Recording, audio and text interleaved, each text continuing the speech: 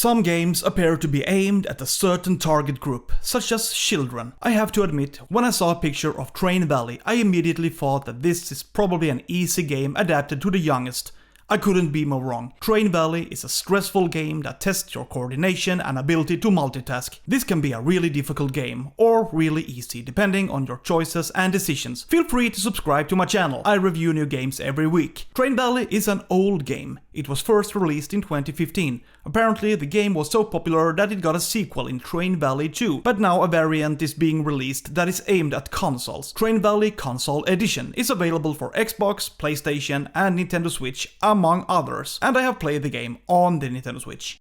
So, what is this game about? The aim of the game is to build railways to connect tunnels, bridges, and railway stations. After creating an interconnected railway system, you can send out trains. The trains have a predetermined destination, and if they're sent off to the right station within a certain time, you get money. But if you send a train to the wrong platform, then you will be financially penalized and may possibly lose the game.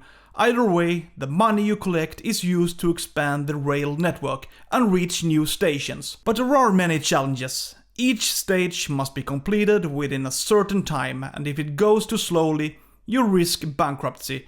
Sometimes several trains are active at the same time, and if you are unplanned, it can go really badly. Some stages have a special train. They arrive when you least expect it, and then you need to be prepared to act quickly and ensure that the train reaches the right place promptly. There is a risk that other trains are moving, so it can get really messy. To steer the trains in the right direction, there are railway switches, and this can get really confusing and complex. It becomes particularly difficult if several arrows have to be activated and many trains are running at the same time. A small mistake can have big consequences, that the train runs in the wrong direction or crashes. But the game has a good difficulty curve. The first courses are fairly easy and contains few challenges. But after a while, it becomes all the more complicated. 5 to 6 train stations are activated. What makes it easier is that there is a pause function. With this, you can change the arrows even though the game is paused. Maybe someone would say it's cheating, but the possibility is there. There are also 3 different tempi: slow, medium, and high speed. Anyone who wants a real challenge, try high speed. In my opinion, it's very difficult. Everything happens very quickly, and it requires concentration and quick and correct decisions. As I said, a mistake can lead to negative consequences, but it's quite fun when everything flows. When you have created a perfect railway, you see how the trains reach their destinations without crashing or having other problems. And now to the game's big problem. And I'm sorry to say this, but the control is atrocious. It feels really awkward to handle.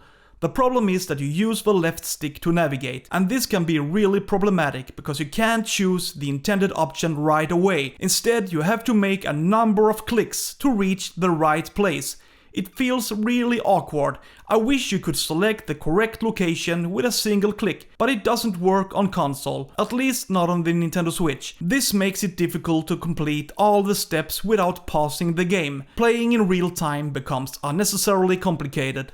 What you see is what you get. Each stage consists of a static image. This is where all the action takes place. You should not expect any scrolling across large surfaces. But it's more than enough actually. There is so much going on at once that the size of the game doesn't matter. However, it can become a bit repetitive in the long run. Sure, there are different objectives and layouts that make the experience reasonably varied, but after playing through a certain number of courses, it becomes clear what this is all about. Transport the trains to the right destination, avoid crashing, avoid bankruptcy, build perfect railway systems, and try to be coordinated. Sometimes it's quite a pleasant experience, but as I said, it gets a bit monotonous in the long run.